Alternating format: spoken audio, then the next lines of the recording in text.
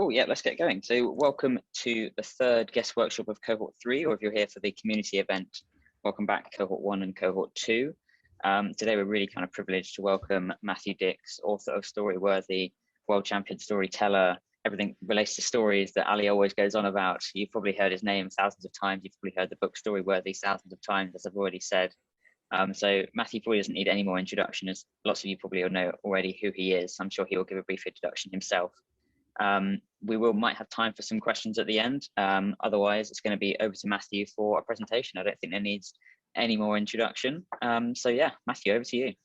Thank you. I have a lot that I wanted to talk about. So that's good that we dive right in. I always tell people I have about 96 hours of instruction that I would like to deliver. It just turns out no one actually wants to listen to me for 96 hours, including my own wife.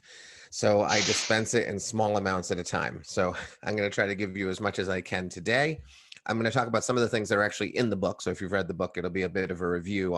I have new content constantly. So there's some new stuff as well. I'm going to do a little bit of a drive-through approach to it. I'm going to try to get you as much as possible. I think that as opposed to a lot of the people that I talk to, I like to think that people who are making content already or even thinking about making content are probably a little more along the path than many others. So I'll be talking with a little less specificity and a little more generality so I can get you as much as possible in the time that we have today. I'm going to share my screen so we can look at what I have, take you through through this. But let's get to what we need to get to. There we go. With you guys. I swear, I'm so bad at this. All right, here we go. So we're going to talk about finding and telling your best stories today. I've designed a little bit of the content actually specifically for people who are trying to teach, whether you're trying to teach a skill or convey an idea or a message or something like that. So we'll get to that as well. So some quick promises to you. Hopefully by the end of the day, you're going to laugh. I do believe in what Kevin Smith said in his book, his memoir, Kevin Smith, the director and author. He says, every time you're in front of human beings in any form whatsoever, you should be entertaining. It should be your #1 goal. Everything else comes after being entertaining. So hopefully I will make you laugh at some point. That is a signal that you will be entertained.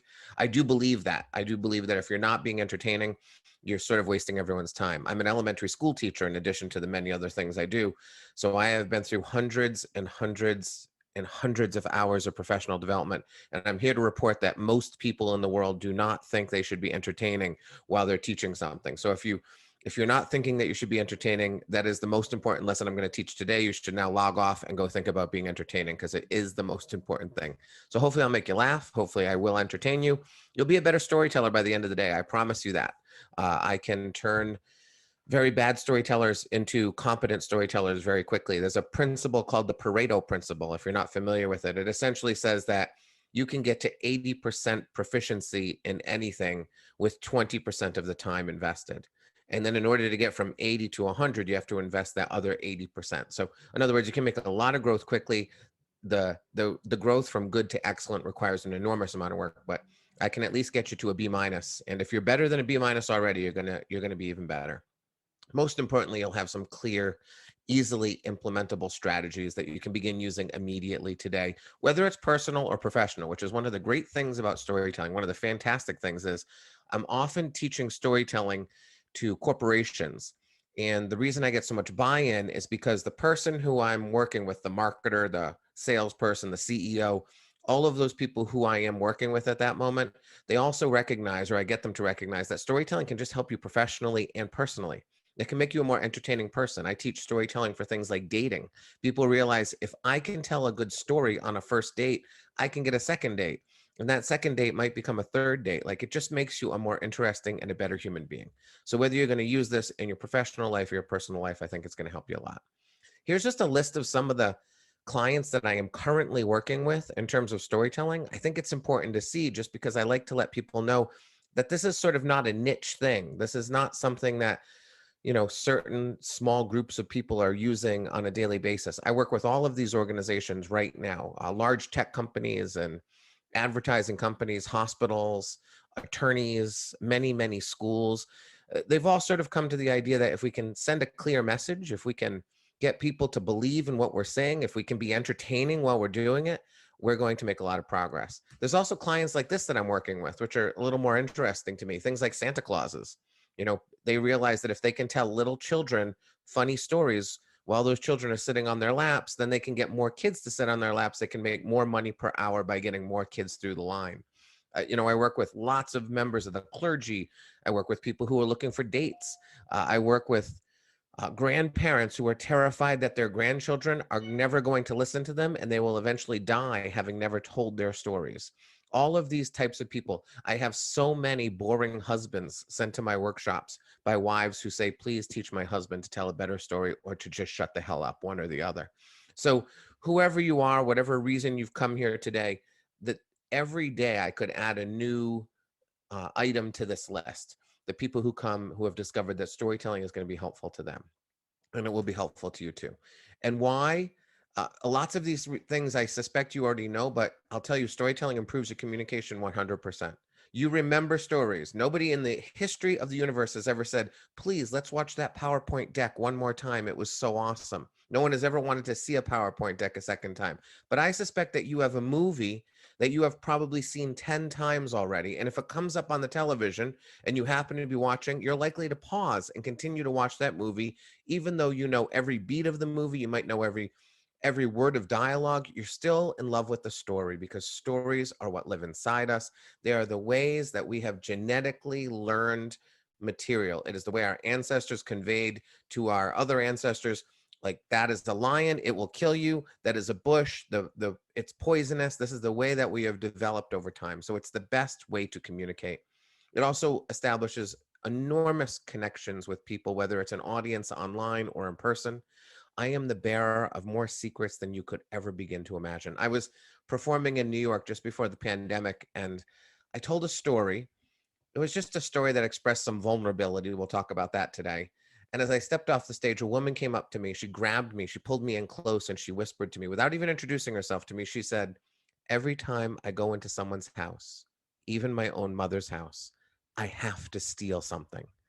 And then she pulled me in really close and whisper yelled to me. She said, I've never told anyone that before. Now, the story that I told on stage that night had nothing to do with stealing or theft or anything like that.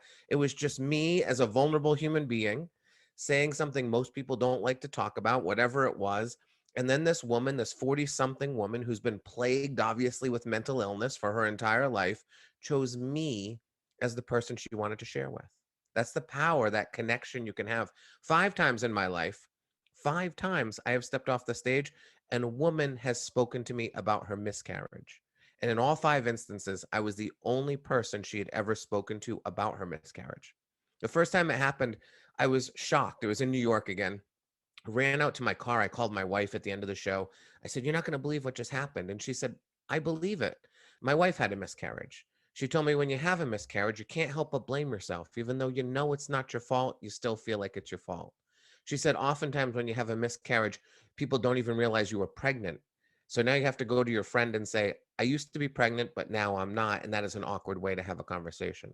She said, you stood on stage, you were vulnerable, you made yourself available to people. And that's what happens to me all the time. I am the bearer of more secrets than you could ever begin to imagine. And that can happen when you tell stories and become vulnerable. You get close to your audience and they feel deeply connected to you. And I think that's important. I believe in benevolent coercion, which means get people to believe your story and you get them to be in your heart and your mind, and you can kind of get them to do anything you want. It's my success as a teacher. I teach 10-year-olds. I basically tell them stories all day long. I get them to love me, and then they will run through walls for me. I'm not the best designer of lessons. I'm not the best assessor of students. All I do is I get kids invested in what we're doing and believing in me, and then I can get them to learn. So I believe if you have a message, if you have an idea that you want to share, a lesson you want to convey, storytelling will help you get there. I think that by storytelling, you can create a supportive community around whatever your audience happens to be, especially if you're allowing your audience to share back with you. I think that when we share with each other, we become closer and we begin to believe more in each other. It's not uncommon for me to, this actually just happened a few weeks ago. I was actually in person, strangely, at a company. We were at a board table and we were talking and people were telling stories. And one of the women at the table was talking about playing tennis.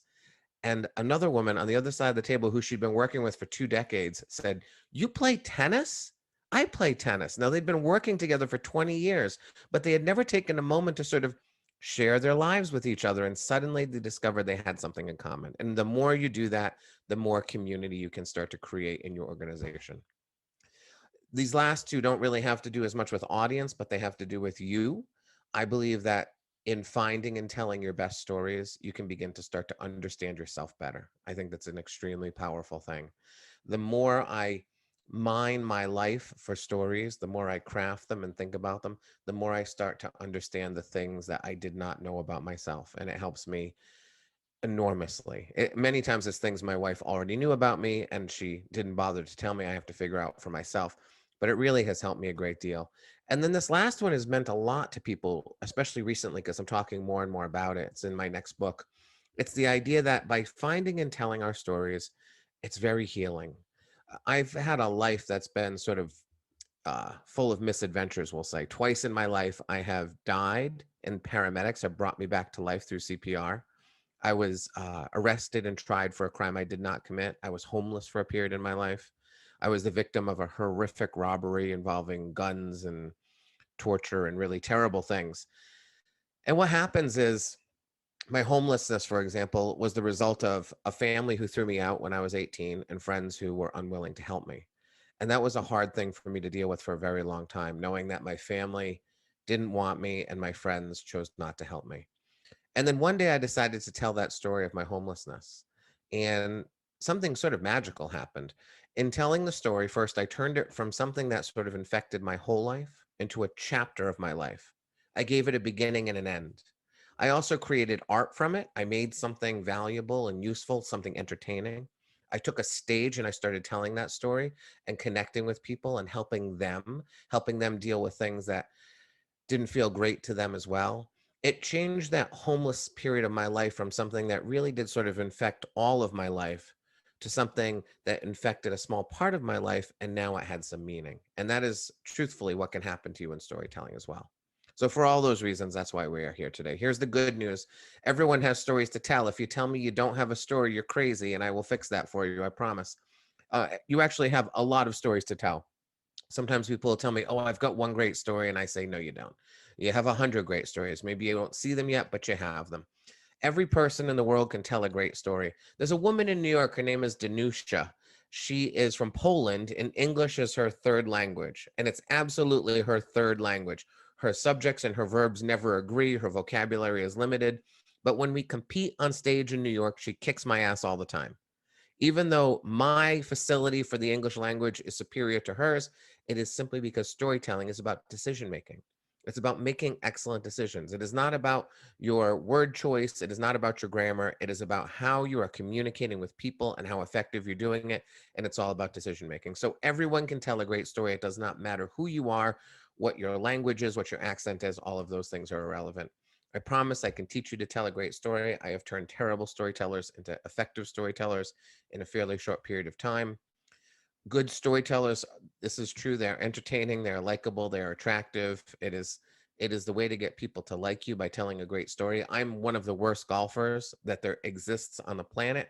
And yet just today, just before this meeting, I was invited to play golf. And just about every day I am invited to play golf. Not because anyone likes to watch me play, but because they know that when I shank my ball into the trees and we have to go look for it, they know on the way to the trees, I'm going to entertain them with a story, that I always have a new story to tell. I always have a way to make people laugh or cry or feel something. And so that's why people are willing to spend time with me. You know, I tell people all the time, and it's kind of true, I'm sort of a fundamentally unlikable person who tells a good story. And my wife says that's not true, but there is truth in what you say. So she doesn't totally disagree with that. Telling a story really can help you. And the best news is you're not special.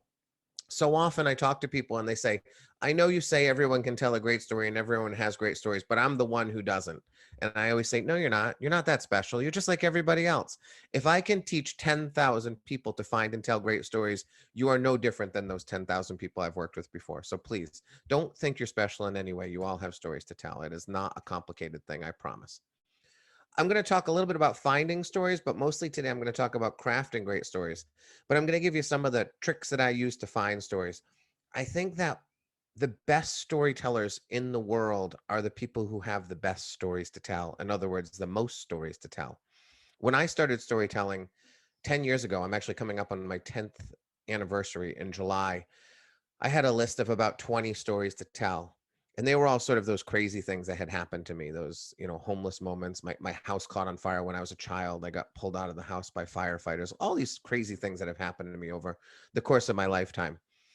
But what I discovered was first that those stories are not the best stories to tell, that they're very hard to tell and people don't connect very closely to them. If I tell you about the time I went through the windshield of my car and died on the side of the road, you will not be sitting there thinking, yes, Matt, I remember when I went through a windshield and died on the side of the road. I feel deeply connected to you right now. That doesn't happen, right? So the best stories to tell are actually the smaller stories, the stories that people can deeply relate to and connect to immediately. I also discovered I was running out of stories, and I did not want that to happen to me. There are storytellers in the world, those pros who stand on stage who have like 12 good stories, and that's all they got. They got 12 stories, and every time you go see them, you're going to hear a couple of the 12. And I didn't want to be one of those people. I didn't want to roll out an old chestnut every night and have people hear a story that I've told before. I wanted to be the person who always had a new story to tell on stage. So I developed some processes, some strategies here to help me and will help you find great stories.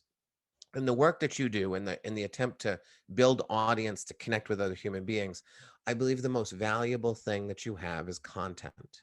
The content that you can create from your own life, the stories that you already live.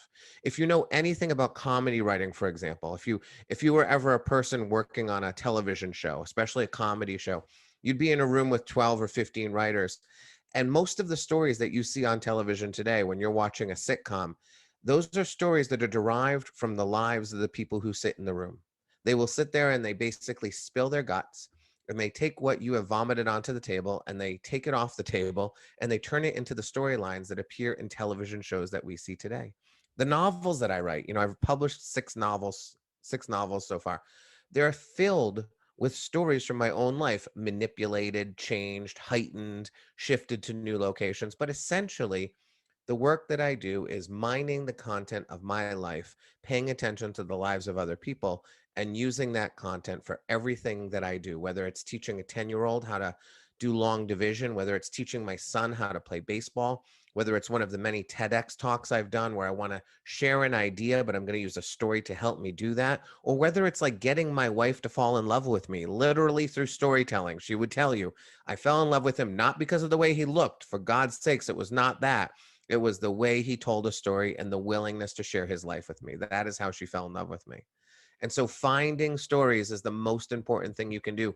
Finding, recording, keeping track, finding ways to use them, finding ways to monetize them, finding ways to sort of use them in multiple ways on multiple platforms. All of these things I think are exceptionally important. So finding some stories in your everyday life. So I'm going to briefly go through these. Some of them are in my book, some of them are new.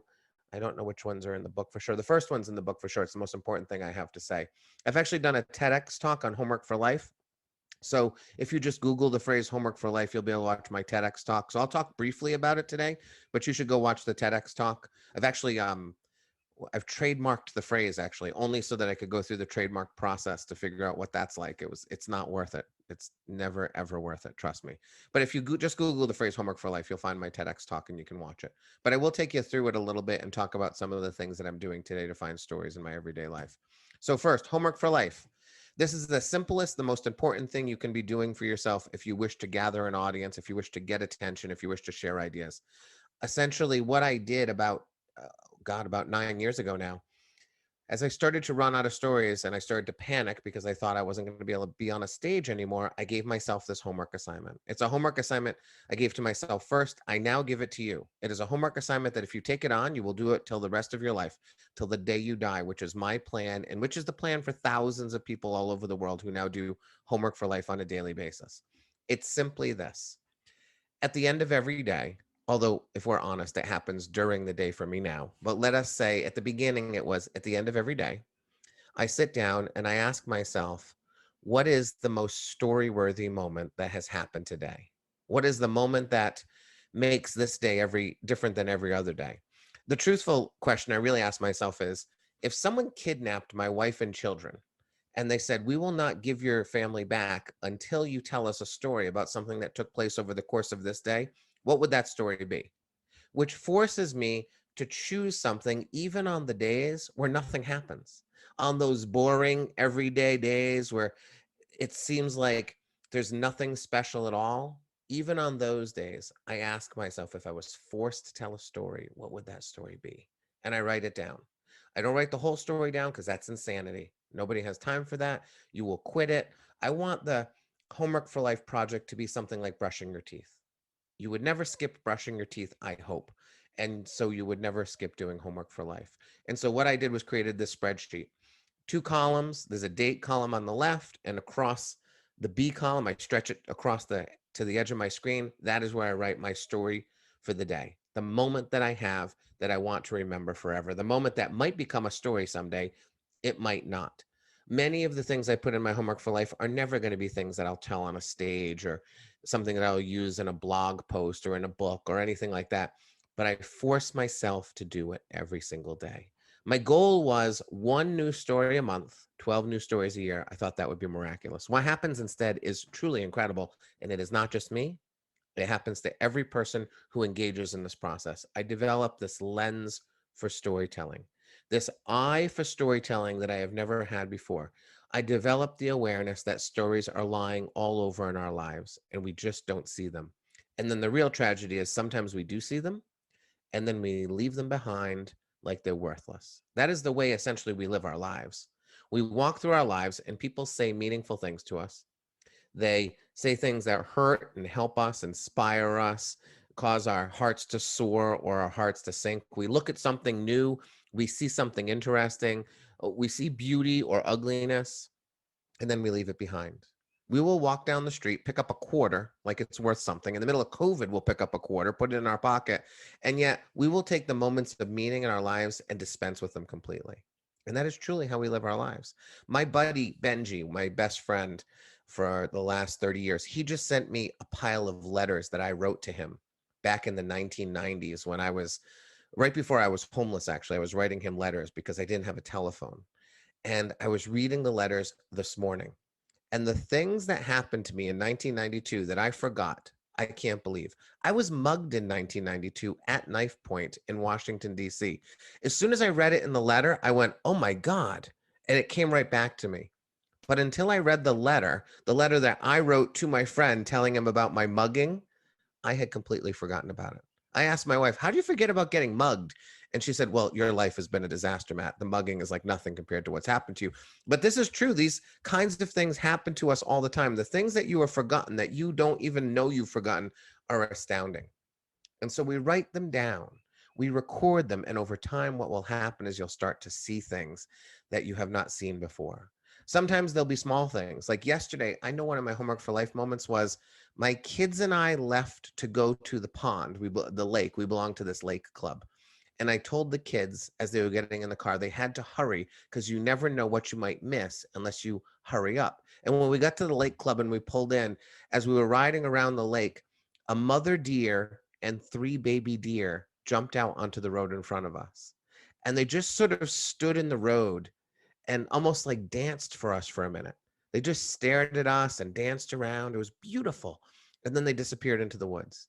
And my son, Charlie, in the back, he said, Dad, you were right. You never know what you're going to miss. We have to leave early from now on. It was a beautiful moment that I promise you 3 months from now, I will have forgotten if I don't record it, because that's the way we live our lives. We have these moments all the time and we dispense with them like they're meaningless. What has happened to me is a list of about 20 stories that I had to tell over the course of time. I now have a list of 684 possible story ideas that I have yet to even craft. And I've told another 120 stories, 120 different stories on stages over the last 10 years. I have more content than I will ever be able to use. When someone asks me, can you tell a story about, it doesn't not matter what they ask me to tell the story about, I always have a story to tell. I can either tell one of the 120 I've already told before, or I can go into my 684 ideas and actually craft one of those for a story. All of that content is going to be enormously valuable to you. To be able to speak about your life in small and big and meaningful ways is going to be enormously valuable to whatever you're doing. So that is homework for life. I have a lot more I could say about it, but the TED Talk will do it for you. Go watch my TED Talk. It's 16 minutes long. It's much better than listening to me talk about it now because you can watch me over and over again. And I was like 8 years younger back then, so you can see what I looked like 8 years ago, which is more hair and essentially otherwise the same. So that's one way to find stories.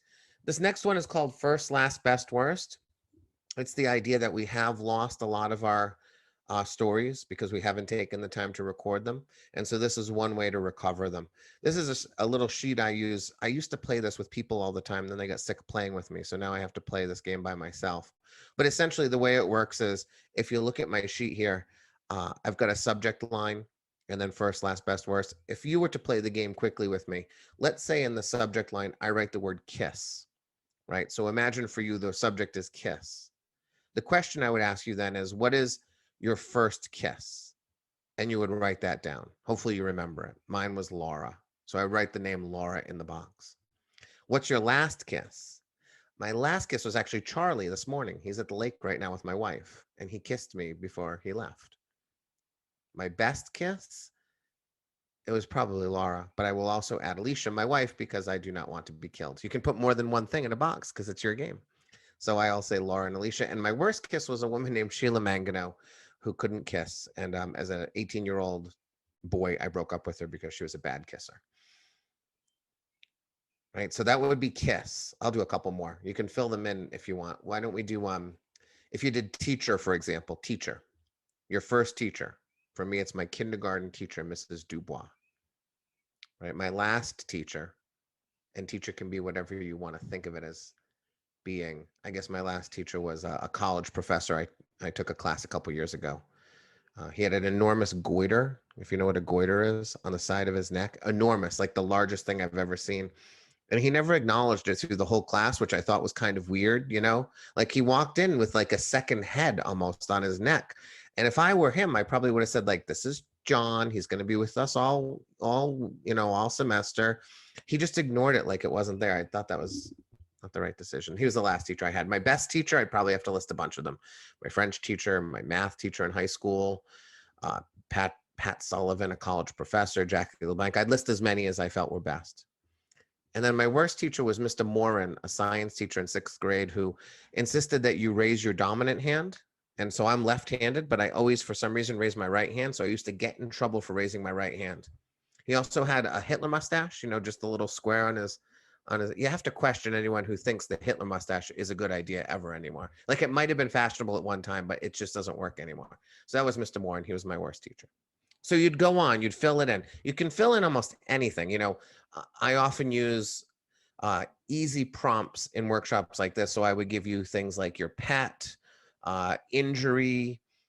You might use things like frenemy, and you can also use friends. So one line for friend, one line for frenemy, vacations, travel, but you can do it with almost anything.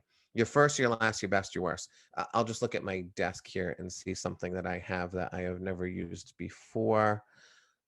Ice cream. So I've got an ice cream cone thing that Charlie made for me for Father's Day. I've never used ice cream. So I would say, what's my first ice cream? And it's the first ice cream I can remember. Actually, I can remember it's a little slush puppy place that we used to go to after we won Little League games. Look, I already have a story because my son's in Little League and he gets to go to ice cream whether they win or lose. I grew up in a generation where you didn't get your ice cream unless you won the damn game, right? So I feel like that's already a story. I can write a story about how I suffered. When you lose, you get nothing. As when I was a kid, when my son loses, he gets ice cream anyway. So that was my first ice cream. My last ice cream was actually last night. It's probably not a story there. My best ice cream ever. Oh, I had ice cream at my wedding. I asked my wife if we got ice cream at the wedding. That was pretty good. So I could tell a little story about that. And my worst ice cream was, God, I have no idea. I'd have to think about it. You don't want to waste me. I don't want to waste time. But my point is you can use anything to recover stories. What I'd ask you to do is once you fill in a sheet like this, circle everything that's a story. And when we talk about stories in this game, we talk about, can you speak about something for 20 seconds all the way up to 20 minutes? Because 20 seconds is great. A 20-second story means you can entertain people in an elevator. It means it can entertain people when you're going to look for your golf ball. It means that you can jump in when someone's talking about ice cream and they tell some fascinating story about an ice cream adventure that they had. You can jump in and say, oh, you know what about ice cream? When I was a kid, I never got ice cream as a little leaguer, but my son gets ice cream every time, no matter what the game results are. I can jump in with a little bit of myself. So a 20-second story versus a 20-minute story, they're all valuable. It's a great way to recover things that did not exist before. I had completely forgotten about my little league ice cream, you don't get it unless you win thing. I think that's actually going to be a story. I think I'm going to add it to my list because I think it's going to be something that I can rant about a little bit, and ranting makes for a good story sometimes. So that's a way to find stories.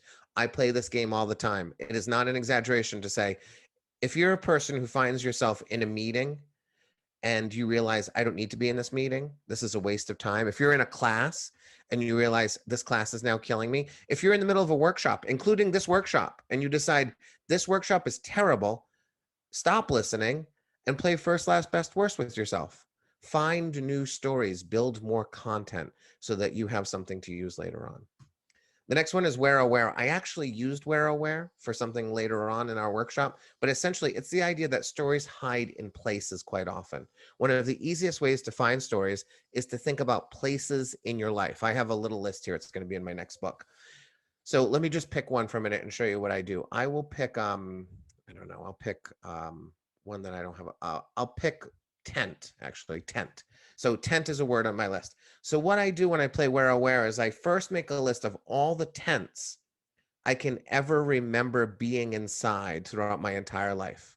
It's the idea that when we want to look at our lives or we want to examine the past and look for content, it's much easier to take a laser-like focus through our lives rather than an expansive view. If I said, tell me all the stories you have in your life related to love, that would be really daunting. That would be a ridiculous question for me to ask. But if I said to you, tell me a story that took place in a tent, right? As long as you've ever been in a tent once, and I grew up as a Boy Scout, I spent a lot of time in tents, you probably have a story to tell. So the first thing I would do is list all the tents I ever was in as a kid. I remember the first tent I was in. I remember my first camping trip. I remember all the tents I was in at Yagoo Scout Reservation. I remember the tent I used to be inside in the back of Peter Archambault's house when I slept over because his parents wouldn't let us sleep inside the house. They made us sleep outside. I think they were having sex every time I slept over. I think that's why they made us sleep outside. And so that memory, by the way, of Peter Archambault's tent in the backyard, had completely forgotten about it until this very second when I started exploring all the tents that I've ever been in my life. And so again, this is the game I play with myself. If I had the time, I'd spend 15 minutes writing down every single tent I had ever been in. And then I would mentally place myself back inside that tent and say, did anything ever happen in a tent, in this particular tent? I just had another story just come back to me now about a little stuffed animal named Roscoe, who I used to bring to camp because I was afraid, because I was claustrophobic, and I would sleep with Roscoe, and I wouldn't want anyone to know I had a stuffed animal. And then one night I sleptwalked and took Roscoe apparently with me and lost him. And I spent the next weekend, the rest of the weekend, looking for Roscoe out in the woods without telling anyone what I was doing. And I never found him. And to this day, I feel a little bad that I left that little stuffed animal behind. God. And all that just came back to me. See the value of like looking back into your life, placing yourself in a spot to find the stories that took place in that spot. So that's Where Aware. You'll see how I did it in a minute. And then 3-2-1. And so 3-2-1 is a game I play in my workshops. It's a game you can play by yourself. It's one of these games I play in meetings when I suddenly realize I don't need to be in this meeting, but someone wants me to be here anyway. The rules of 3-2-1 are simple. You get 3 objects, non-proper nouns. Those are your prompts. You have 2 minutes in the game to tell a story, or less, up to 2 minutes, I should say.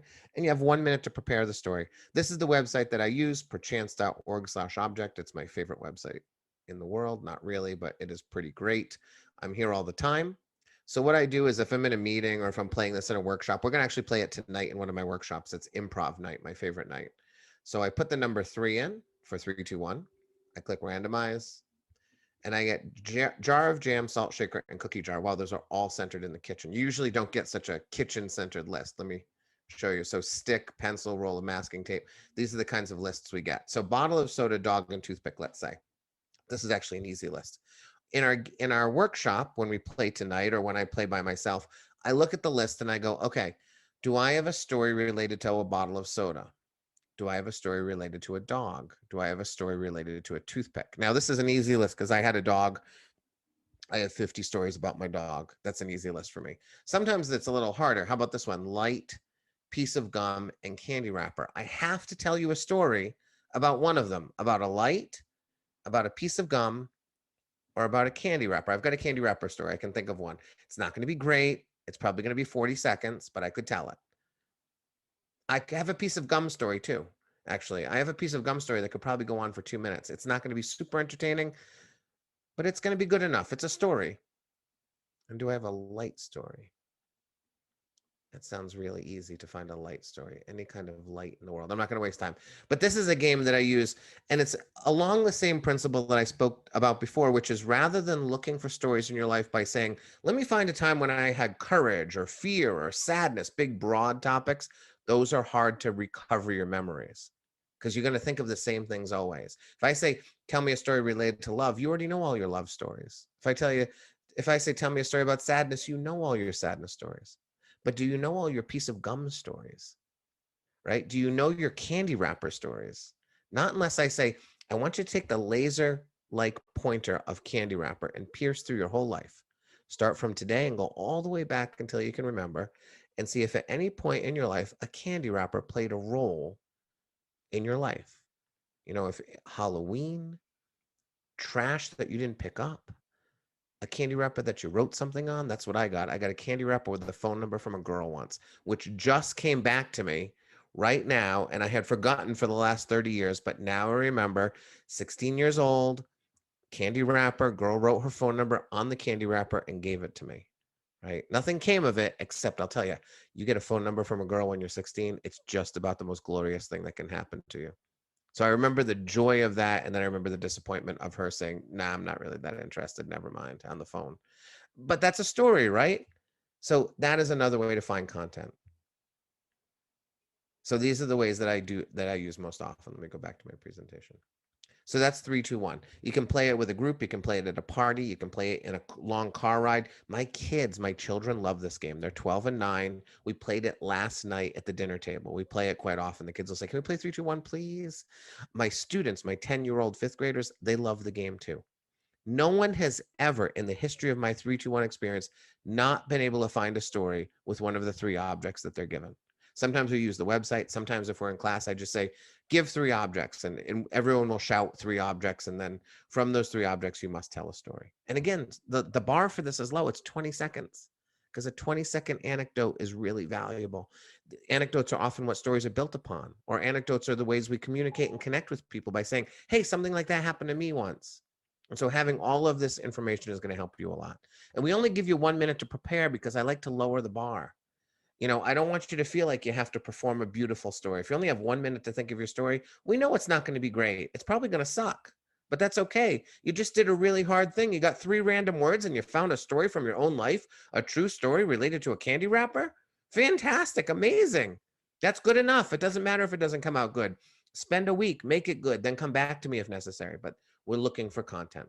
Okay. Once we find that content, we can start to tell stories. I'm going to tell you a story right now. I'm just going to use this story as sort of the basis of the instruction I'm going to give you in terms of crafting a story. It's called modeling. If you're a teacher, you understand you provide a model and then you teach from the model. So let me tell you a story. I didn't think about what story I wanted to tell you today. So I'll tell you a short one so that because we're pressed for time a little bit. So let me tell you a story.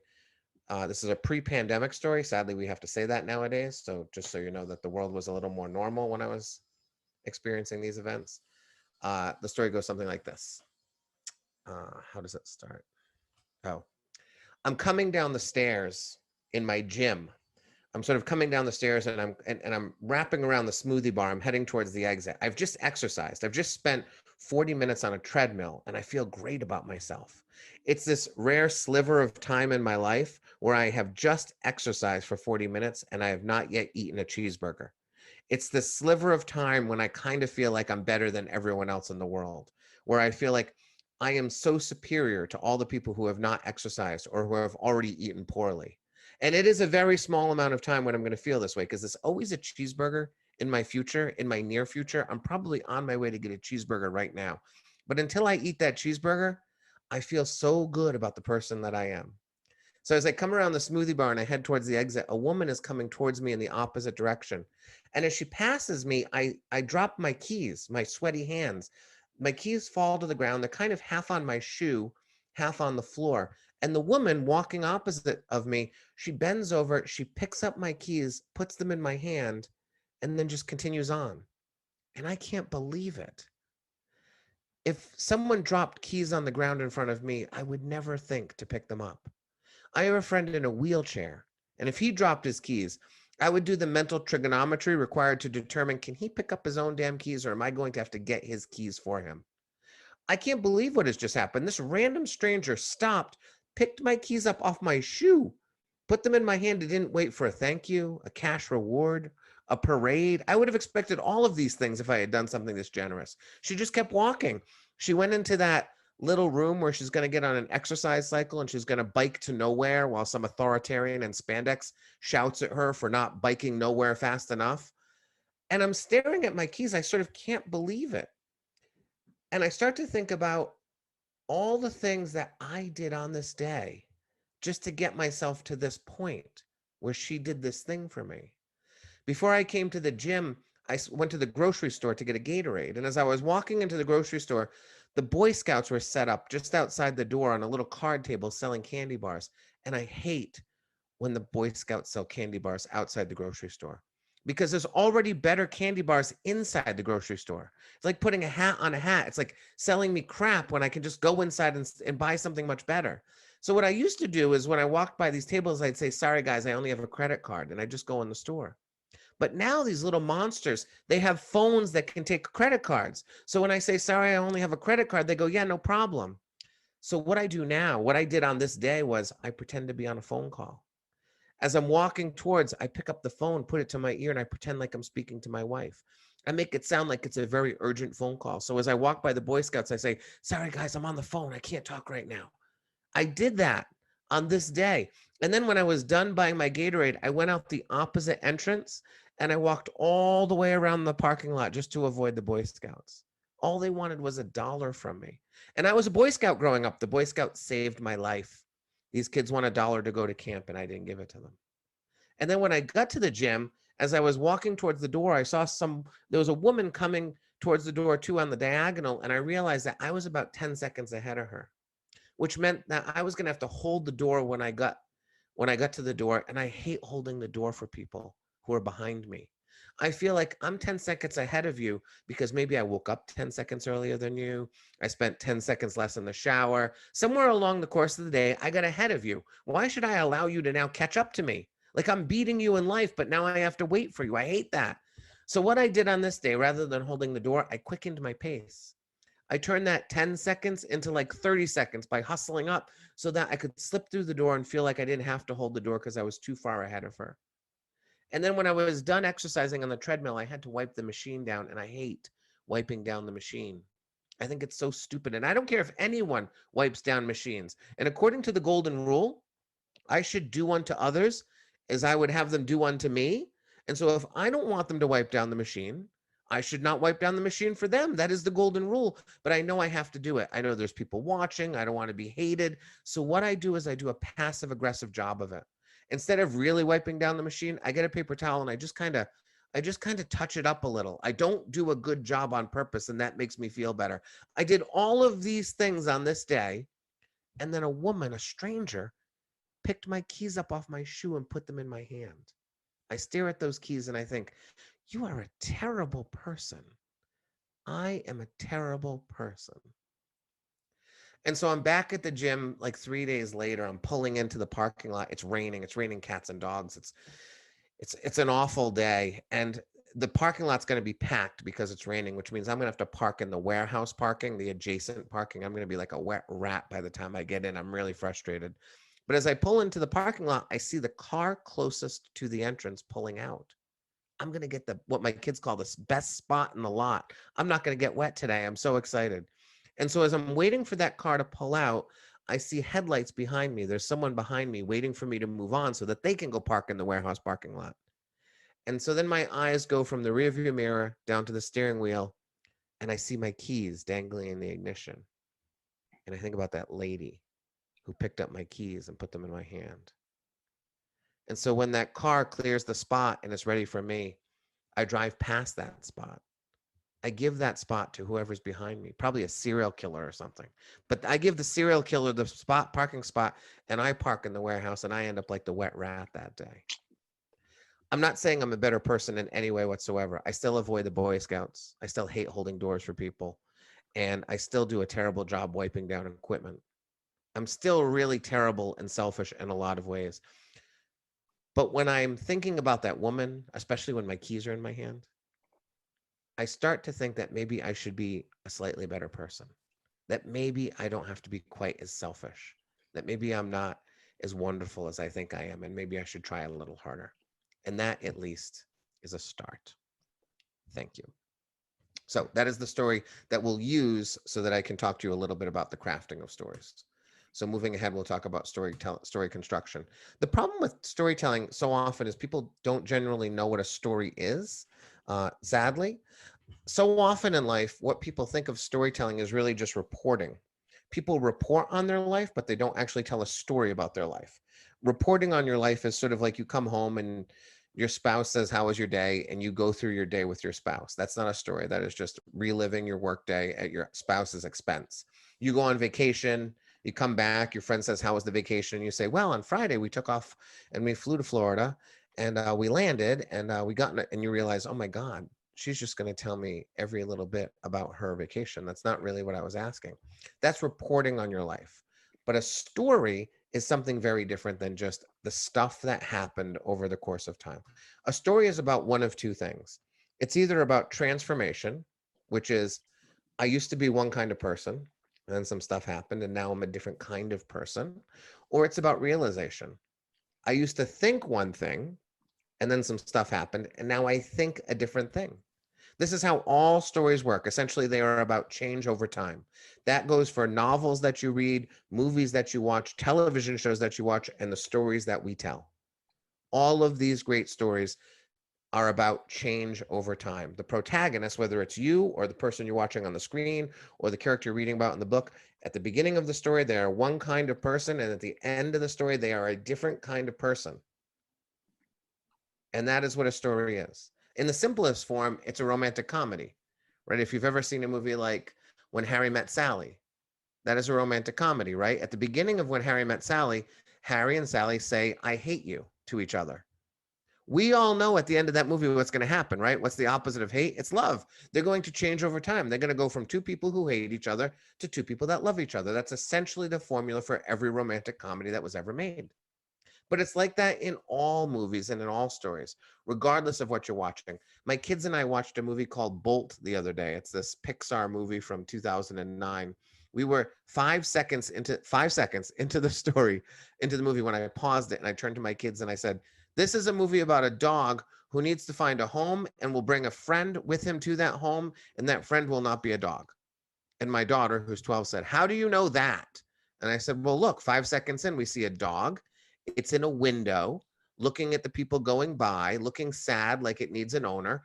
There's no one else in the window, though. There's no other dogs. He's the only dog in the window. So he needs a home and he needs a friend. And I bet the friend isn't going to be a dog, because if the friend was going to be a dog, there would be dogs in the window with the dog. So it's probably going to be something like a cat or a bird." At the end of the movie, the dog finds a new home, finds a cat who also goes to the home with him. He has a new friend. It's a cat. My daughter says at the end of the movie, "You ruin everything. You're terrible." I don't ruin everything. I just have eyes. I just pay attention to stories. I know that the first 15 minutes of every story is going to tell me what the end of the story is going to be. Not exactly. I nailed that one, admittedly, but that's Pixar. But you kind of have an idea by the end of a movie how the character is going to change, because you can see who that character is in the beginning. That's what stories are, right? They're all about these moments that we have in our lives. I call them 5-second moments because I believe they take place over the course of 5 seconds. They're instantaneous. They are the moments of the actual change, the transformation, or the realization that we have. For me, in the story that I told you, the moment I'm trying to tell you is a woman once picked up my keys off the ground, put them in my hand, and made me realize I'm kind of a selfish jerk.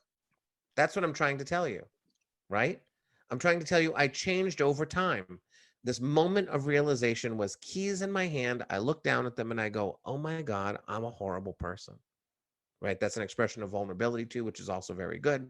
But that's what we're looking to tell. We're looking for moments when you do your homework for life, when you do your 3-2-1, when you do your where aware, all of these moments, we're looking for the moments of transformation or realization. And they can be small.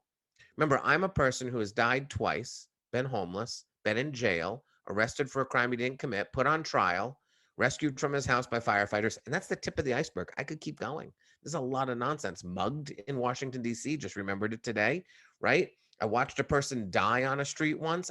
The list is endless. What story would I rather tell you? The story about the time the woman put the keys in my hand and made me realize I was a selfish jerk. Can you see how that one is much more relatable? Right? If I tell you about the time I got mugged in Washington at knife point, probably not going to connect with you, or it's going to be hard to connect with you. But the idea that someone makes us realize that we're not as good as we think we are, that's a common thing. So the moment of change does not need to be big. It can be a very small moment of change. Once you have that moment, that's great, because now we can begin to construct your story. So the first thing we're going to do is we're going to create a frame for our story. That is going to be a beginning and an ending to your story. This is great because most people do not have beginnings and endings to stories. Most people never put any thought into where they're going to begin, and most stories don't even have endings. Most stories end because a bell rings, dinner ends, the bill comes, someone hit a golf ball, someone interrupted you, someone needed another drink. Most stories never have an ending because people don't often think, I'm going to tell my friends or my family or whoever's listening about a moment of change in my life. They usually just report on their life. They say, oh, you know what happened yesterday? I don't want to know what happened yesterday. I want to know if something moved you yesterday. I want to know if you changed your mind. I want to know if you think about the world in a different way. I want to know if you fundamentally changed as a human being. I don't care about what happened yesterday. I want to know something more than that. So creating a frame for your story will guarantee that. In order to do that, first you have to find your moment of transformation. That moment we're looking for, that 5-second moment. For me, the moment the woman puts her keys, my keys in my hand and make me realize I'm a selfish jerk. That's a moment of transformation for me. The same way Harry had a moment of transformation and when Harry met Sally, when he realizes, oh my God, the only person I ever want to be with is Sally. And he runs through New York streets to catch up to Sally. That was his moment of transformation. Pay attention to movies. They all have them. Every character near the end of a movie has a, oh my God, I can't believe it. Watch the movie Raiders of the Lost Ark, the Harrison Ford Indiana Jones movie, right? You think it's a movie about whips and snakes and Nazis. It's not. It's about religion. Indiana Jones, at the end of that movie, he's tied to a post with the woman he loves, Marion. They're about to open the Ark of the Covenant. The archaeologist, Indiana Jones, is about to see what's inside the Ark of the Covenant, the thing he's waited all his life to do. And what does he do as they're getting ready to open it? He says, close your eyes, Marion. And he closes his eyes because suddenly he has found God. For some reason, over the course of the movie, he has now found belief in God. He closes his eyes, it saves his life. That's his moment of realization or transformation. Star Wars, Luke Skywalker turns off his targeting computer and uses the Force to destroy the Death Star. That's his 5-second moment. Read my books, my novels. They all have the same thing. Watch TV shows. They all have the same thing. I watched a TV show last night. My wife loves it. It's called Five Eva. It's a Tina Fey. Never mind. I'm tangenting. Forget what I just said. 5-second moment. Find it. Find that moment in your life. Once you find it, that's great because that's the ending of your story, right? The thing that you're trying to say, that 5-second moment, it should be near the end of your story or it should be the ending of your story. To find the beginning of your story, you find the opposite of the ending, right? So the opposite of my story, the opposite of I'm a selfish jerk is I'm an amazing person or I'm not a selfish jerk. Do you remember how I started my story? I just finished exercising. I have not yet eaten a cheeseburger. It's that sliver of time in my life when I think I'm better than everybody else. There's a reason I start there because I want to start in a position of hubris. I want you to be thinking I'm an amazing person. So at the end, I can tell you I'm a selfish jerk. It's why when Harry Met Sally starts with them hating each other so that at the end they can love each other. It's why Indiana Jones, by the way, in the beginning of that movie, he meets with the government and they say, what's the Ark of the Covenant, Indy? And he says, it's just an old thing. Some people believe it has religious value, but I think it's hocus pocus. At the beginning of the movie, Indiana Jones basically says, I don't believe in God. And at the end of the movie, he says, I believe in God. At the beginning of the movie, Luke Skywalker says, force, schmorsh, all of that is nonsense. At the end, he uses the force to destroy the Death Star. All the stories are like this. That creates a frame. When the beginning and the end of your story are in conversation with each other, when they're opposites of each other, you actually have a story to tell. That is how we find stories to tell. So find the opposite. And then I love to tell people to develop a thesis statement because that will help you define your story exactly. And a thesis statement is simply, I used to think I was an amazing person, and then some stuff happened, and I discovered I'm a selfish person. The stuff happened is the story, right? It's, I used to hate Sally, and some stuff happened, and now I love Sally. I used to not believe in God, and some stuff happened, and now I believe in God. He saved my life. Close my eyes. I didn't have my face melt like all the Nazis in that movie did. If you can't say a thesis statement for your story, you probably don't have a story. You're probably just reporting on stuff that happened in your life. It doesn't mean it can't be entertaining, by the way. You know, drinking stories tend to fall into this category. Really entertaining drinking stories, but they don't stay with anybody. They don't linger in hearts and minds. You know, you're not going to believe what happened last night. We'll all laugh about it, but it's not going to change anything. It's not going to make me believe in you. It's not going to make me think your ideas are better than they were 5 minutes ago. You have to have that thesis statement. I used to be this, then some stuff happened, and now I'm this. Then you have yourself a story. When you're beginning your story, some ideas, because I believe that the beginning and endings of stories are the most valuable territory in a story. The beginning is the promise that what I'm about to say is going to be entertaining and worth your time, and the ending is the fulfillment of that promise. I think of it like a plane ride. If you're afraid to fly at all, you're probably afraid during takeoff and landing. When you're in the air, you can kind of forget you're even in the air. It's kind of like a bus, you know, unless there's turbulence. So you really want to take off well and land well. Stories are the same way.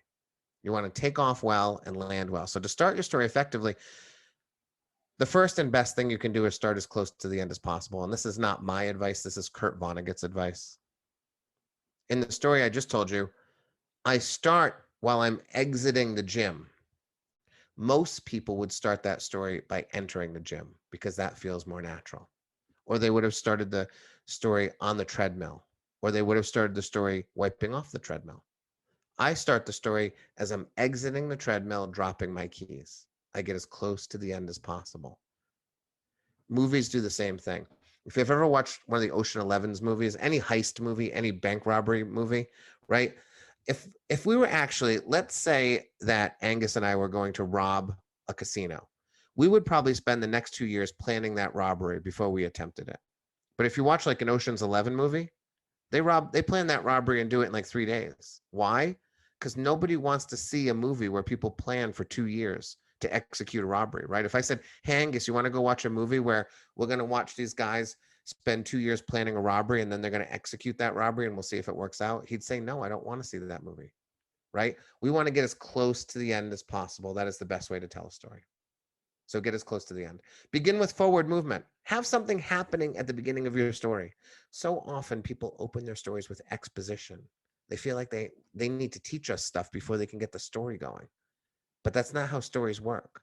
So begin with something happening. And the story I just told you, I'm walking down some stairs and coming around the smoothie bar when I drop my keys. Stuff is already happening, right? But so often people will start stories with, let me tell you something about my mother. Right? No one's ever in the history of the world wanted to hear the second sentence of that story, right? People will say, my hometown was a one street light town. Nobody cares. Get something happening in your story. If you've ever seen a movie, like the movie Apollo 13, it's the Tom Hanks movie about the failed attempt to get to the moon. In order to understand how that movie works, you have to understand how 1960s space travel works. But the movie does not begin with Tom Hanks on a black screen going, good evening, ladies and gentlemen. Before the movie begins, please let me teach you about 1960 space travel so the rest of the movie makes sense to you. That's not how movies work. You would not want the movie that way. Instead, the movie begins and they teach us about 1960 space travel as the movie's going along. You have to do the same thing in your stories. Start your story, get it going, and then avoid that exposition.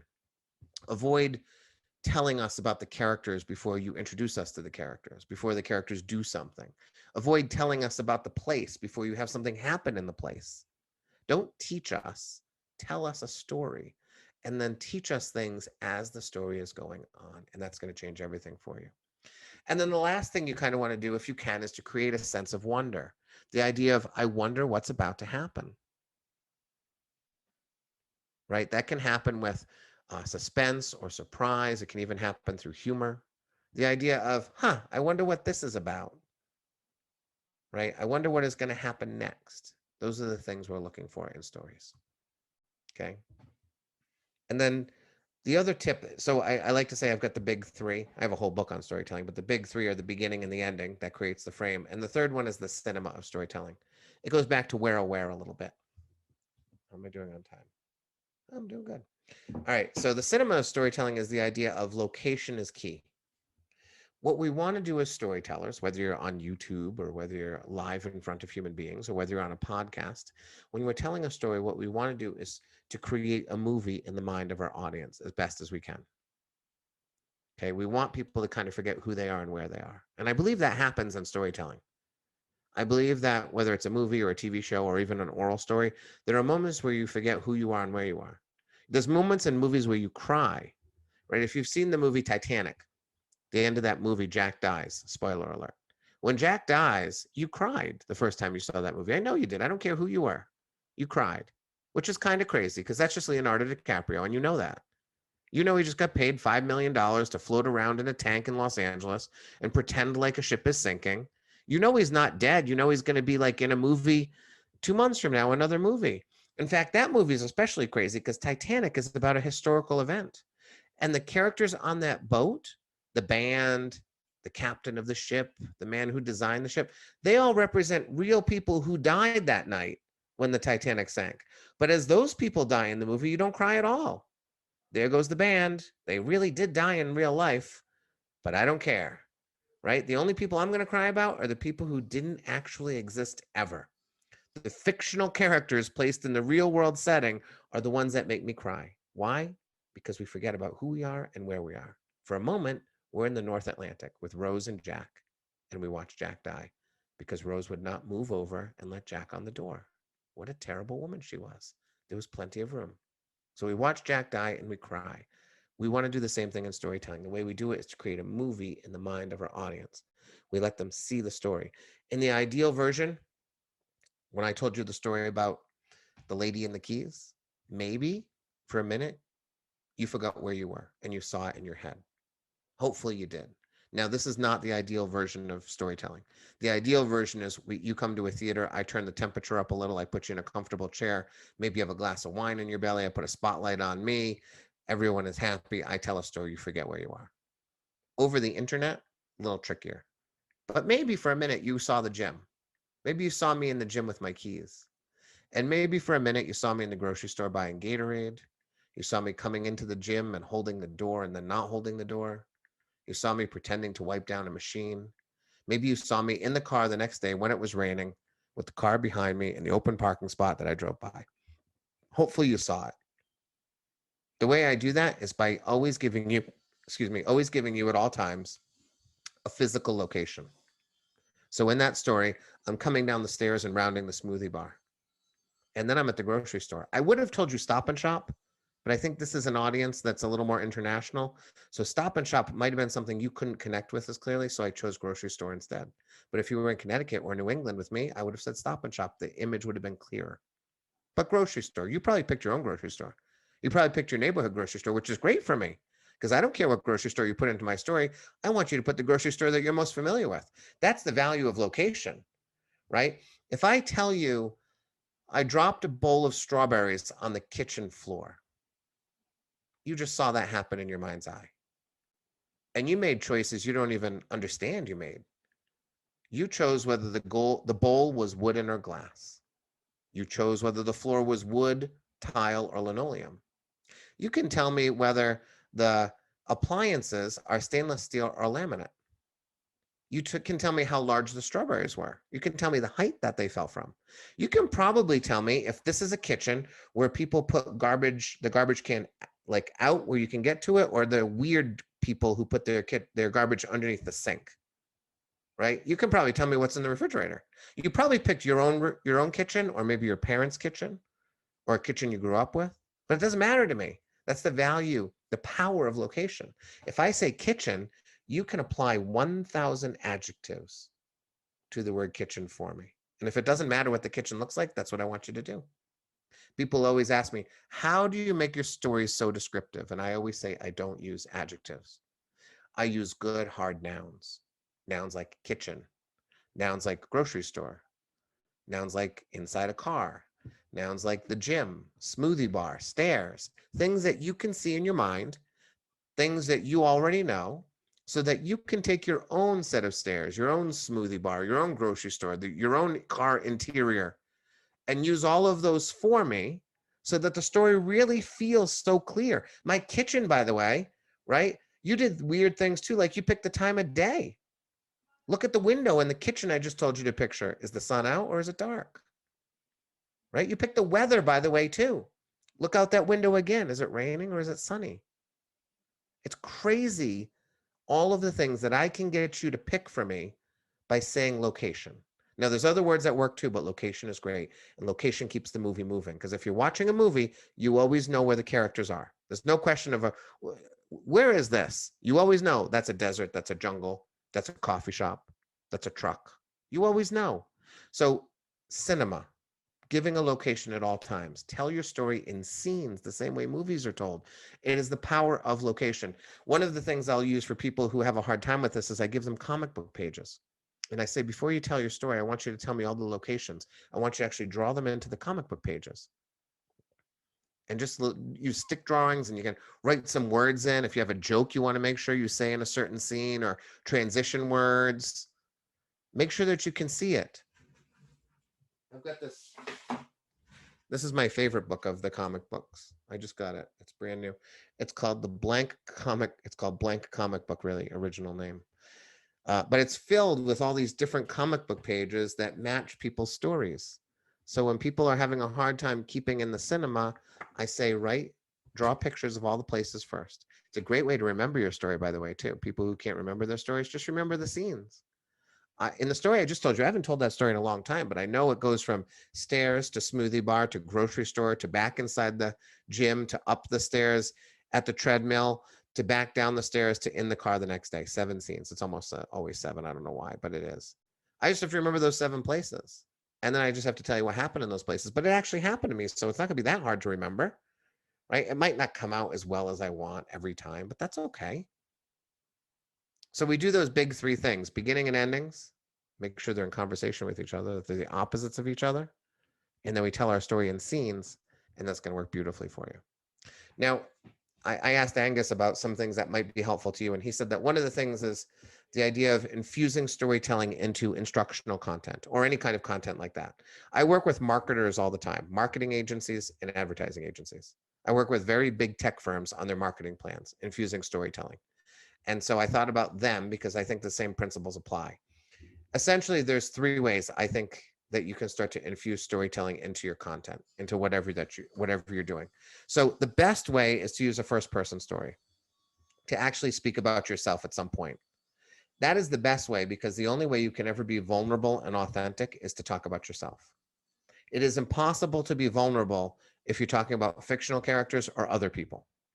I can't express vulnerability if I tell you a story about my grandmother, right? Because I'm not telling you about myself. I can't express authenticity because I'm talking about someone else.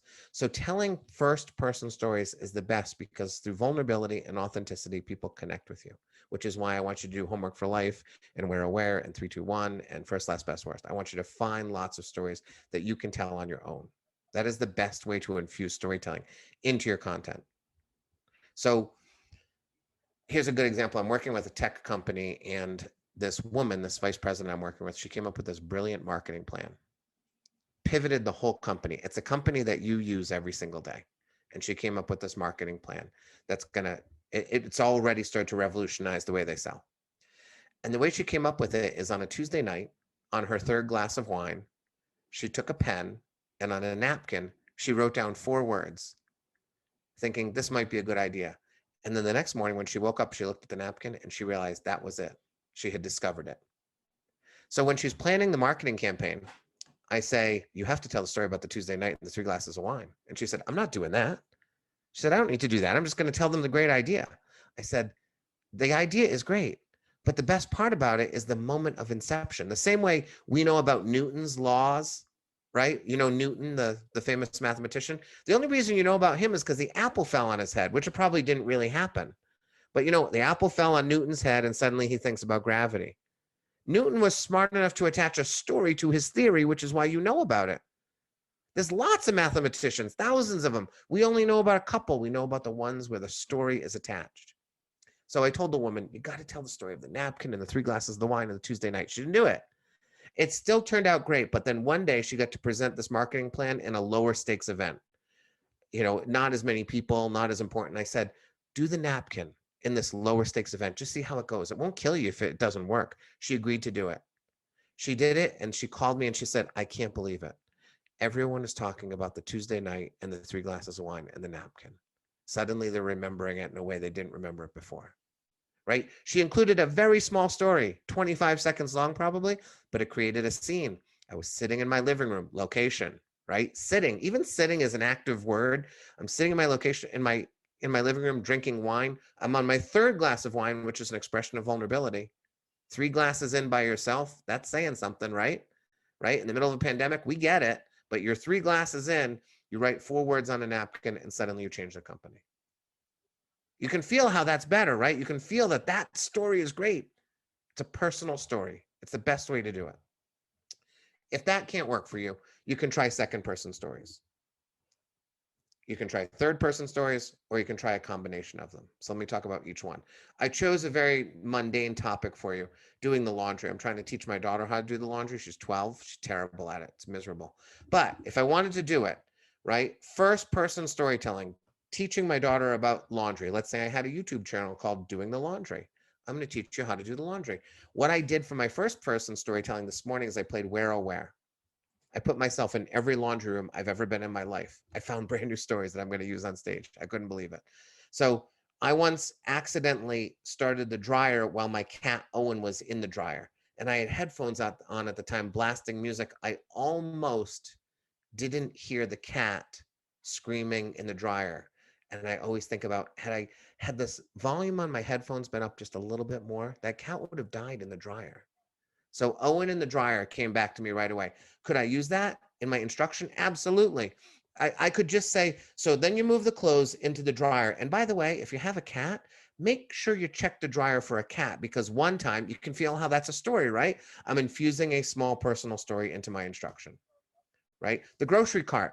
My first laundry room at my first apartment, we couldn't get the laundry from my apartment to the laundry room because it was a long way. It was in another building. So my buddy and I stole a grocery cart from the grocery store, and it became our hamper. We would throw all the laundry into the grocery cart and then roll the grocery cart down to the laundry room. And everyone in the complex thought it was such a good idea that by the time we left, like 8 people were using grocery carts. They'd all gone and stolen grocery carts, and that became the way that people transported laundry in our complex, which was, again, something I forgot. The Coke machine in that laundry room, I had this magic touch where I could press 3 buttons at the same time and get 3 bottles of soda at the same time. I ruined so many of my wife's clothes when I started washing them. All of her cashmere sweaters, I destroyed them all. I ruined everything. I could definitely say, I could teach it. I could say, listen, so we're going to start washing the clothes. Make sure you have to do these things because you don't want to ruin your wife's clothes and have her hate you. And then I remember, this is the best one. A guy named Rich Hartford once stole my clothes out of the laundry in a laundry room, then came to my house wearing my Warrant concert t-shirt, knocked on the door. He didn't realize he had stole the clothes from me. He thought he had stolen them from someone else. So he opens the door and I go, what the fuck? You have my shirt on. And he goes, oh, I thought I stole them from someone else, right? So again, can I infuse that story into the instruction? Absolutely. I can say, if you're using a laundry room, you might want to stay and watch your clothing, because there are people like Rich Hartford in the world, and I tell that story, make people laugh. All of those things I could infuse into my podcast, my YouTube channel, my daughter's instruction on how to do the laundry. Makes it more entertaining, makes it more vulnerable, more authentic, more connective. That's how I infuse 1st-person storytelling in something as mundane as doing the laundry. And again, I used Where Oh Where to find all these stories, by putting myself in all those laundry rooms and finding brand new stories I never had before that I now have. So if 1st-person doesn't work, 2nd-person storytelling. This is when we use the protagonist as the character. This is when we use the you, right? So rather than saying, here's what I did, in doing the laundry, I would say, here's what you're going to do. You're going to open up the cabinet and you're going to look and determine which is the laundry and which is the bleach. I really want you to notice the laundry versus the bleach. This is what I told my daughter the other day, right? This is when you turn your audience into the character in the story. This lends itself strongly to humor, irony, and specificity, which means you can be really funny when you're putting someone else into your world. When you say, I want you to go into the laundry room, okay? Open the cabinet, notice the difference between the laundry and the bleach. This is going to be really important. You don't want to drink either one of them, but if you're going to drink one of them, you drink the laundry detergent and not the bleach, because the laundry detergent isn't going to kill you. I want you to think of it that way, right? That would be a slightly amusing way to describe laundry and bleach, the two. You also want to be super specific here because you're actually putting people into the story.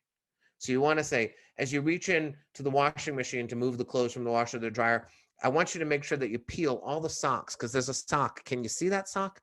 It's the sock along the top edge. It's clinging there because it doesn't want to go to the dryer. It wants to escape. That's what socks do. They cling to the edge of the machine, to the edge, that round part of the washing machine, hoping you won't see it. So as you move all the clothes into the dryer, if you leave that door open, that's where your socks go. They escape. They run away. They come out of the washing machine and they flee your house. And that's how you end up losing socks, right? That's super specific. It's kind of funny. There's a little bit of irony. All of those things can work really well. You can infuse storytelling by using that you.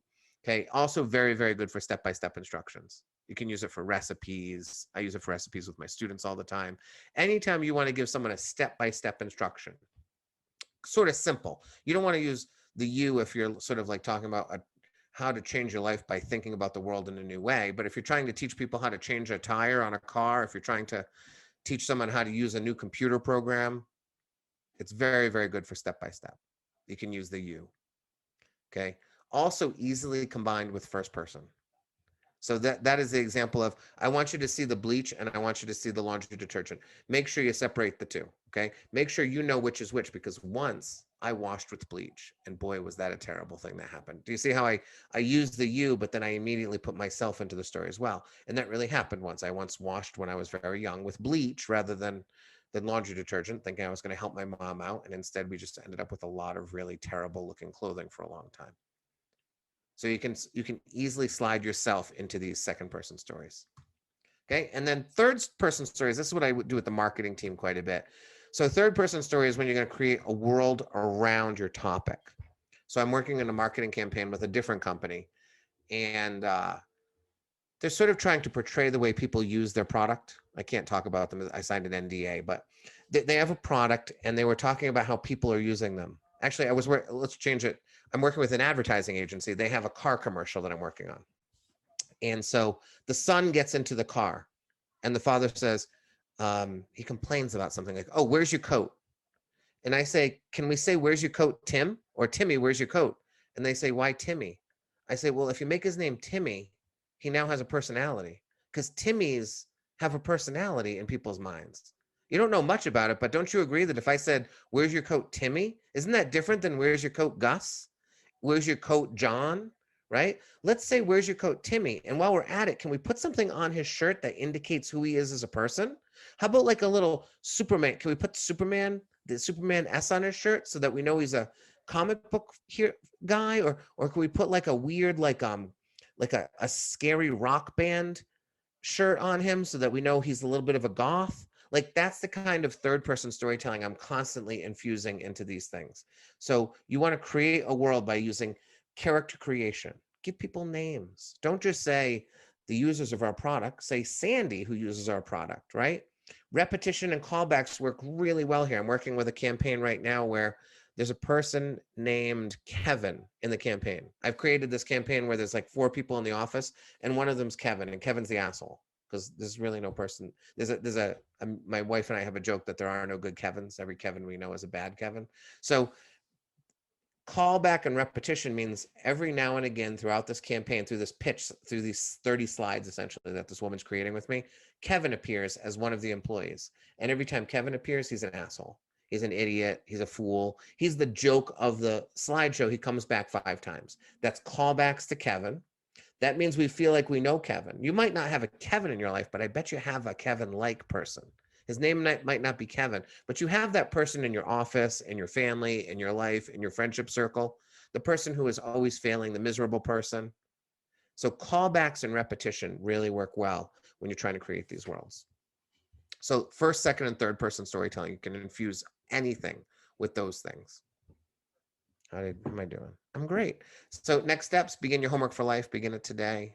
If you don't begin it today, it's fine. But when you go to bed tonight, the last thought I want you to have as you put your head on the pillow is, I really suck because someone gave me something that would change my life, but I just chose to go to bed instead of staying up for 5 more minutes to do this job.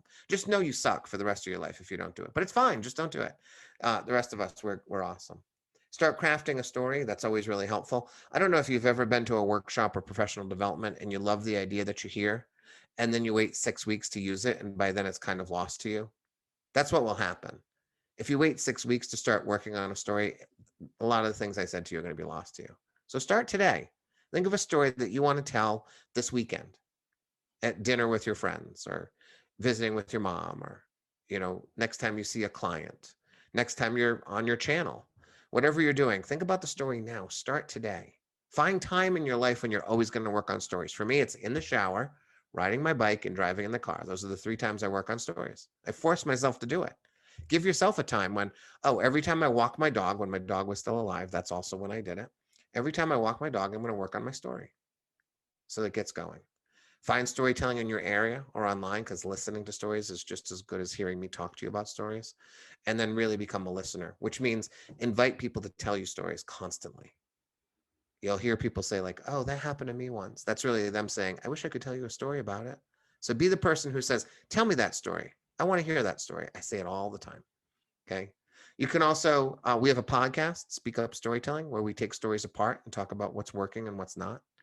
My wife and I have more than 100 episodes, so you can go and watch those. Okay. My wife and I also run shows, and they're virtual now. We don't currently have any in real life shows. So if you come to my website, Speak Up Storytelling, you can come to our virtual shows. I teach lots of additional workshops too that you could attend if you ever wanted to. That was a very quick drive-by of storytelling. Some important things though. My book will give you a lot more details. My TED Talk on Homework for Life will be very valuable to you. I'd be happy to take any questions you have at this time. All right, Matthew, thank you so much. I'll stop sharing my screen. Actually, there we go. Okay. Thank you so much. That was absolutely incredible. Hey, Ali. How's it going? I didn't see you. Lurking. Nice to see you. Yes. Lurking since the start. Yeah, just thank you so much. That was incredible. So much great feedback in the chat. And I'm sure Great. I can speak for everyone saying that this has been a phenomenal session. It's my pleasure. And you weren't here earlier, but Angus told me that you speak often about my book, and I want you to know I really appreciate that. Oh, thanks, man. Yeah, it's like genuinely so good. I often say it's my favorite book of 2020, and we've been doing like private coaching sessions for storytelling since like January, I think, which have been great. And I think they sort of started off as like storytelling, and I feel like they've become more like therapy sessions where you're sort of encouraging me that it's okay to tell my stories and that what I say has value and stuff. So that's always grateful for that. That's great. Angus, do we have time for some Q&A? Yeah, why not? Cool. So Zach, we've got a hand up. How are you doing? Do you want to unmute yourself and you can ask your question? Yeah, can you hear me? Yeah, hi Zach. Okay, yeah, Matthew, I thought this was awesome. I just have 2 quick questions. I usually feel uncomfortable writing in first person, not so much in videos, but I also write a lot of fiction. And I don't think I've ever actually written in first person, though I often do very close perspective third person when describing the world from a character's perspective. How should I address this? And my second question is, what do you think about using comedy in ways that are explicitly transgressive? For the first one, I'll tell you that my first 2 novels were written in third person close narration, and I never thought I'd write in first person. It seems stupid and ridiculous, limiting and hard. And then my third book, which is my most successful novel, was written in first person just because the character started speaking and I said, all right, I guess I'm gonna have to try this. And since then, 6 novels, 3 of them in first person, 3 of them in close third. I would just say you have to do it in the same way I did, like just commit to it. And there are certainly aspects to it that you're going to have to learn, as I learned, like how to get around things, how to work with the limitation of that first person viewpoint. But there's so much power and the ability to surprise and hold an audience in suspense through the first person, and to layer in clues and Easter eggs, which audiences love, when they can start to put the story together with the protagonist, that first person perspective, that is really appealing to people.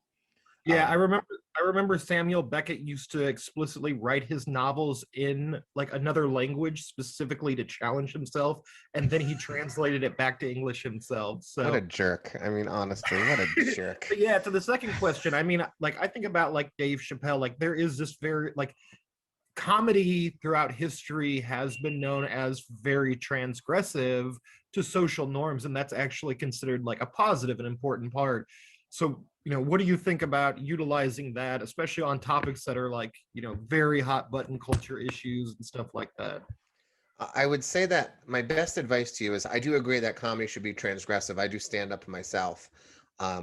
My advice is always to find a very reasonable person who loves you and run everything by that person before you actually say it out loud.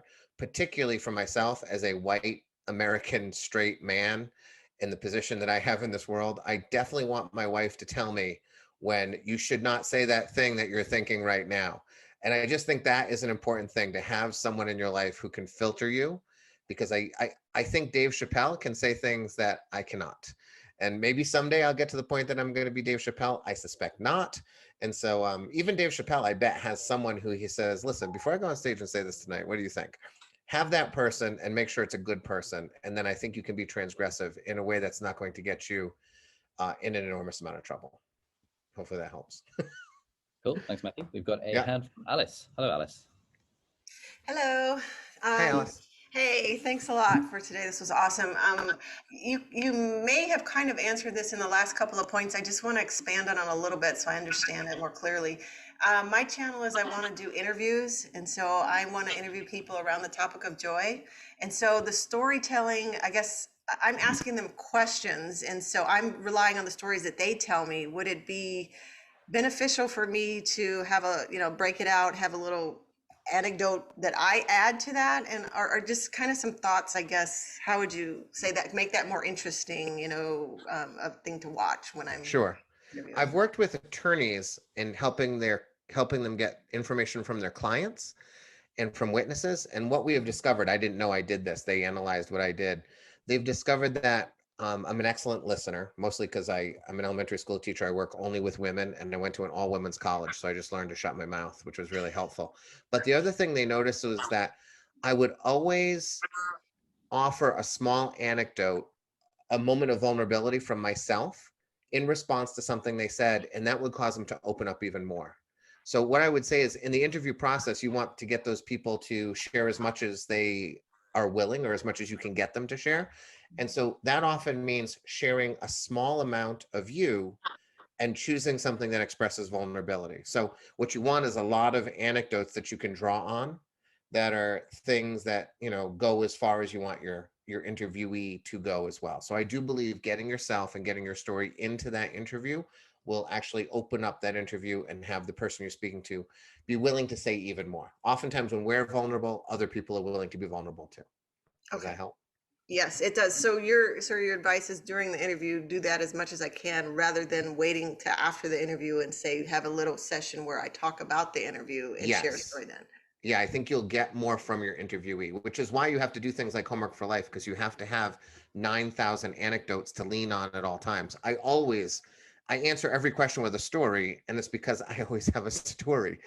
So you always have to have a story. You got to mine yourself for that content. Okay, Good thank luck. you so much. Yep. Cool. So if we go for one more question, I guess. So we've got Wyatt. Hello, Wyatt. Hi, Wyatt. Can you guys hear me? Yep. Awesome. Matt, I just wanted to say, awesome book. I loved Storyworthy. I read it earlier this year, and it was by far my favorite book so far. My question was, do you guys have any techniques or systems in place that kind of help you shake out old stories? I know that we can write every day to kind of help, but I was thinking back to maybe like a freshman's summer trip or something like that. Do you kind of look at photos to help you think of stories or kind of shake out old events that have happened? I do a couple things. Photos are helpful. I actually interview my friends and my family a lot, my sister has like a steel trap for stories in my life. So she tells me things that I don't remember initially, but now remember. I mean, even those letters that I was telling you about earlier that I read from my buddy, I mean, I found things that I had no recollection of that thankfully I was writing about in 92 and mailing to him. But that process of photos, that process of interviewing, and also what you can do is if you go to Wikipedia, every single day has a Wikipedia entry, and they're all news entries, but oftentimes those news entries will trigger memories for me. So if I'm just curious about like May 5th, 1993, what was that like? I'll go in and look at the Wikipedia entry of all the news items from that day. Now, it doesn't always work, but I just had the one where it was the day O.J. Simpson, Magic Johnson was diagnosed with AIDS in like 1992. And when I read that, I suddenly remembered I was in a grocery store. I had heard it on the radio as I pulled into a grocery store, and the first person I told was the cashier, a young woman, as I was cashing out. I said, "You're not going to believe this. Magic Johnson has AIDS." And I had this real meaningful conversation with this cashier who had found out the news, which was at the time earth-shattering it was earth-shattering across the world and in our country that Magic Johnson had AIDS. And I hadn't thought of that until I went to that Wikipedia entry for that day and read the news. So that's another way you can sort of mine your life for stories, by looking for the moments that were noteworthy and remembering, oh, where was I during that noteworthy moment? That can be helpful to you too. Awesome. I appreciate the Wikipedia thing. I'll definitely try that out, especially for someone who has horrible memory. Well, you have to sort of, I always say that storytellers are kind of self-obsessed to a certain degree, and I don't think that's bad actually, because I think the reverse is that a lot of people spend enormous amounts of time thinking about other people and not about themselves.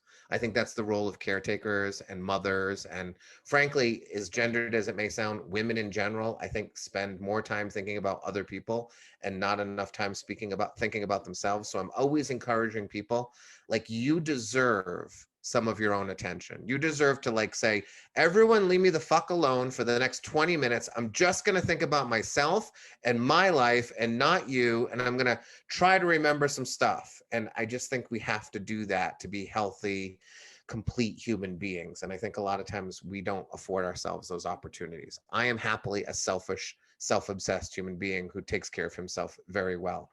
But I'm constantly encouraging my wife to do that. I'm constantly saying, she mentioned a guy named Chainsaw the other day who she gave blue hair paint to. And I said, I've been with you 15 years. You didn't tell me you had a friend in high school named Chainsaw who you gave your blue hair paint to. And she said, well, I hadn't thought about him in a long time. I said, think about yourself. For God's sake, spend some time thinking about your life and share it with me. So I just think that's really important. Fantastic. All right. That seems like a great place to end this. Matthew, thank you so much for taking the time. This has been wonderful. And we'd love to have you back again for a future YouTuber Academy community event. I would love to come back. It's wonderful. Guys, thank you so much for attending. Do get the book Storyworthy if you haven't read it yet. Absolutely game-changing book. And this has inspired me to get back on my practice of homework for life. I've been doing it sort of a month at a time since like March of 2020. And so I have so many entries, but I always kick myself because I then forget to do it. And I need to find a way of building it into my routine so that it happens every morning or every evening. All right. Well, thank you, everybody. I really appreciate it. Good stuff. All right. We'll see you guys later. Bye. All right. Take care.